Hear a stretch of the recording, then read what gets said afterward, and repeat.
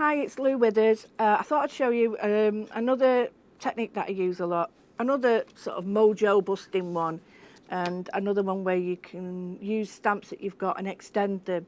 People seem to think that when you get stamped, that's all you've got, that stamp. Well, there's loads of ways that you can work with them and extend what you've got. So in essence, what we used to say is like make it your own.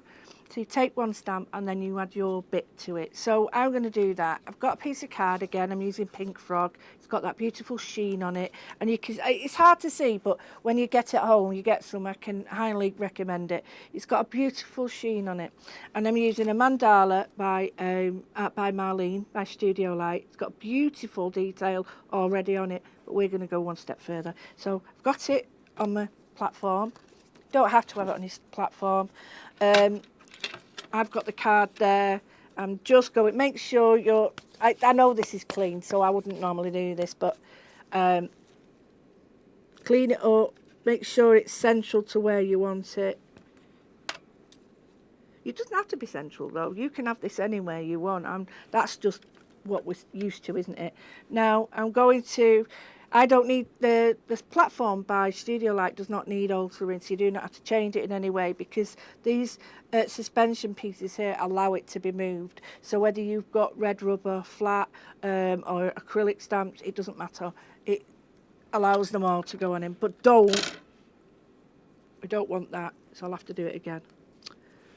Always that. And the reason for that is because I've not cleaned and stamped properly. So that's only because I've had embossing powders in my bag. You'll find that it happens to all of us. So what you do, leave that there. I'm going to get archival, and the reason I'm using archival is that it's permanent, and plus it's archival, and also it's not a greaser. So it's because the fine lines in this need a finer ink. You use a thicker ink like a Distress or something like that, it spreads a bit much for this. Another one you can use is, let me think, VersaFine, VersaClair. These are all stamps, inks that you can use because they are fine details. So you can use StazOn, anything that you prefer, but you know it works with a fine detail. Now a little tip for you is, what I do at home is I always do a stamp with an ink, and I stamp everything with the same ink, same stamp, to test my ink. And the reason I do that is I can see what effect I'm going to get with that ink, and then I write next to it. I'm hoping to do like mini classes where I go through it and do a mini sort of, let's have a look at inks today, let's have a look at paint, let's have a look. Because I think that's really helpful, because you go to purchase online and you look at inks and it's like, what does that mean, what does that mean? And I think once you've broken it down into the three ones that they are, it's really simple. So all I've done, really beautiful. You can see even on that card how crisp and nice that is. It really is. It's picked up everything. However, as I did on the last one, piece of card, I like to show people this because I think it's just another way of using your stamps. I've got a slim piece of card, I've got the second generation ink going on, and all I'm going to do is ink a section. And the reason I'm doing this is because you can almost just do a small section by cutting the top and the bottom off. I've got a lovely feel for that now, and what I can do, just move that out of the way. Don't worry if you get it on the back of it, it's easy cleanable. But what I can do now is just look at this. I can just cut that out now and have the centre part as a three-dimensional part on that if I want. Or I can just have that as a square. I can do anything. But the second generation is a lot softer. And the card, again, that you're using, don't forget, the card that you're using will have a big impact on the stamp itself. So now I've gone on enough. And the reason I went on a bit is so I'll give it time to dry. And you do need to give it time to dry, even when the fast grab inks like this. Now, what you're going to do is I use a range of pens, and the range of pens I use are all available on Hochanda. Now, the one I'm going to use for this, I'll just show you what I mean. A range of pens means that the nibs are all different sizes, and that's so important when you're drawing. When you're drawing, you need to be able to sort of have different widths to create different lines.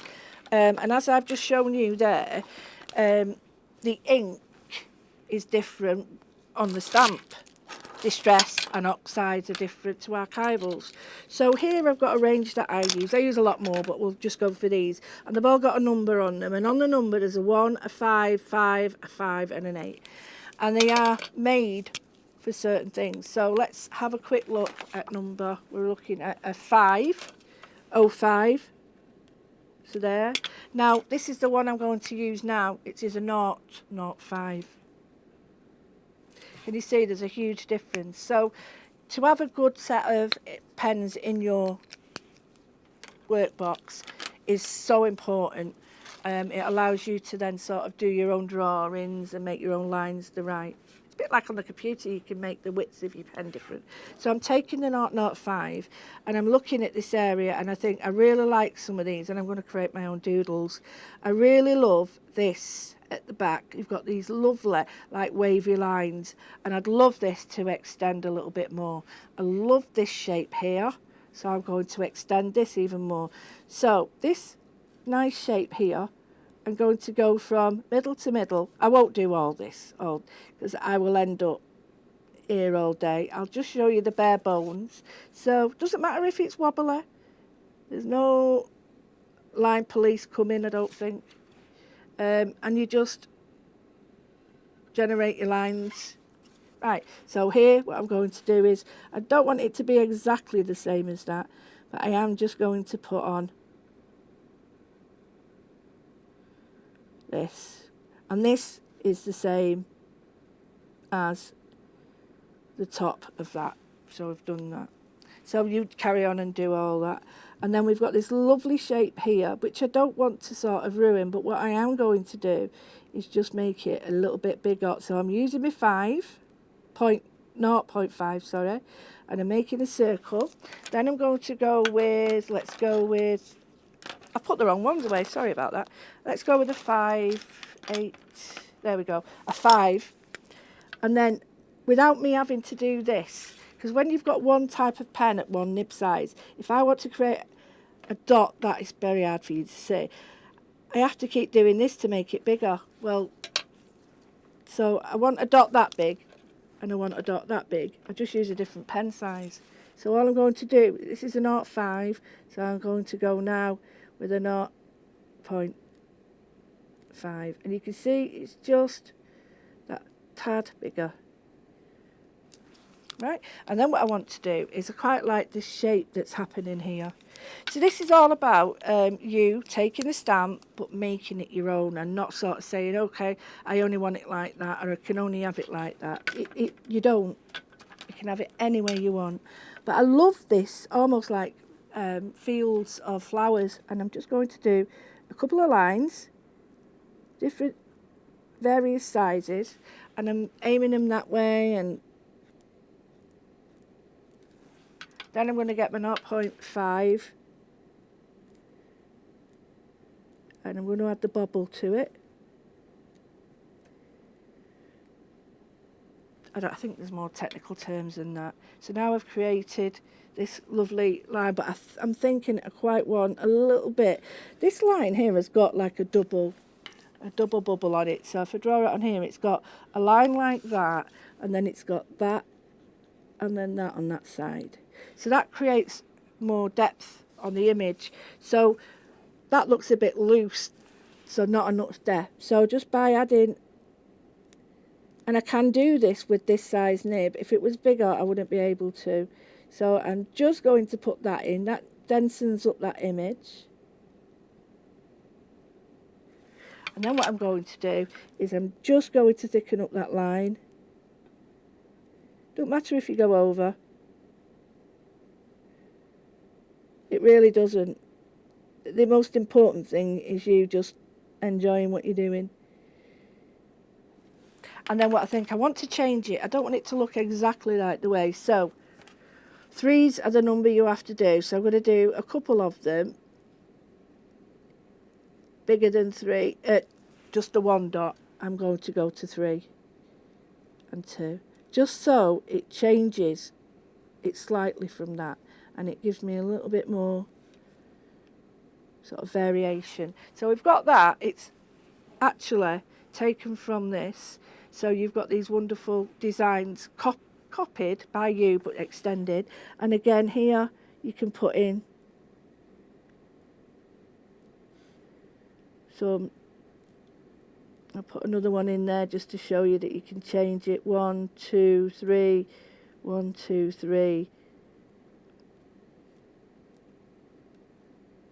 So can you see now? I've changed that up, and I've done that on the outside to show you what it looks like when you do it, but on the inside you wouldn't really know that that was any different to that. And then I can add in 1 or 2 of these my own doodles.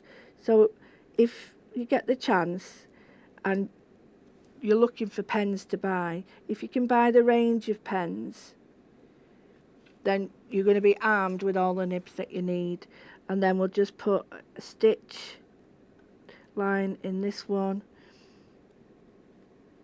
and then you can change the colour obviously as well. But if I was to show you this all done at once, you would not ever know that I'd actually put my own link on it. So a little short video on how to do a stamp, but then make it your own by adding your own doodles, your own designs, and you could actually just fill a page to do it all. So I hope you enjoyed that. I'm going to go away and finish this because I'm really in the mood to do this doodling. So, yeah, can't wait to see what you do. Okay.